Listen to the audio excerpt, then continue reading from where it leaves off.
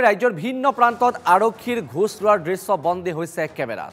এবাৰ তামুলপুৰত ধন সংগ্ৰহত নামি পৰিছে অসম আৰক্ষী আৰু অন কেমেৰা ট্ৰেক্টৰ চালকৰ পৰা ধন লোৱাৰ দৃশ্য বন্দী হৈছে কেমেৰাত। তামুলপুৰৰ গান্ধীবাৰীত আৰক্ষীৰ এই ঘুষ লোৱা অভিযান দেখিবলৈ পোৱা গৈছে আৰু শিল বালি কঢ়িওৱা ডাম্পাৰ ট্ৰেক্টৰ সাৰি নাযায় আৰক্ষীৰ পৰা।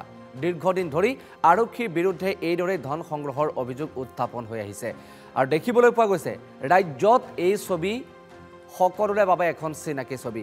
বিভিন্ন সময়ত আৰক্ষী আৰু জনতাৰ মাজত সুসম্পৰ্ক গঢ় দিয়াৰ কথা মুখ্যমন্ত্ৰী হিমন্ত বিশ্ব শৰ্মাই কয়।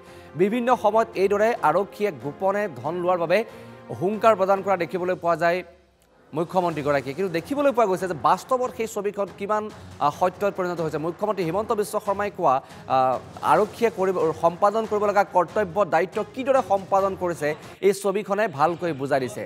চাওক, হয়তো আপুনিও কেতিয়াবা এনে আৰক্ষীৰ বলি হ'ব লগা হৈছে। বিভিন্ন সময়ত কেতিয়াবা যান বাহন আৰক্ষীয়ে হওক বা আৰক্ষীয়ে হওক বিভিন্ন আৰোহীক পথচাৰীক বা চালকক এইদৰে এক প্ৰকাৰ হাৰাশাস্তি কৰা দেখিবলৈ পোৱা যায়। এইদৰে ধন লোৱাৰ দৃশ্য বিভিন্ন সময়ত ভাইৰেল হৈ অহা দেখিবলৈ পোৱা যায়।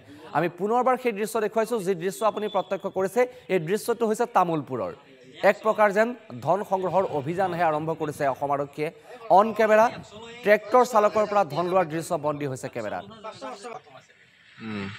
বিশাল বিশাল সামগ্ৰী পৰিবাহী ট্ৰাকৰ পৰা ধন লোৱাৰ দৃশ্য আপুনি দেখিছে, কিন্তু ট্ৰেক্টৰ চালকে জানো ধন লোভী আৰক্ষীৰ হাতৰ পৰা সাৰি নগ'ল। তামুলপুৰৰ গান্ধীবাৰীত আৰক্ষীয়ে এই ঘুষ লোৱাৰ দৃশ্য এতিয়া সৰ্বত্ৰ ভাইৰেল হৈ পৰা দেখিবলৈ পোৱা গৈছে। কেৱল ইমানেই নহয়, এয়া এই ট্ৰেক্টৰৰ পৰা ধন লোৱাৰ দৃশ্য মাত্ৰ এটা উদাহৰণ।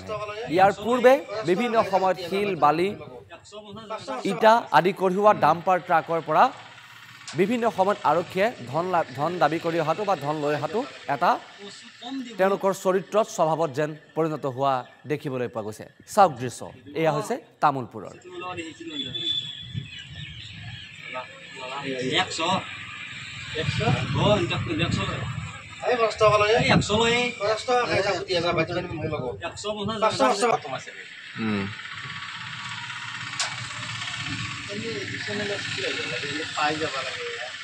কম দিব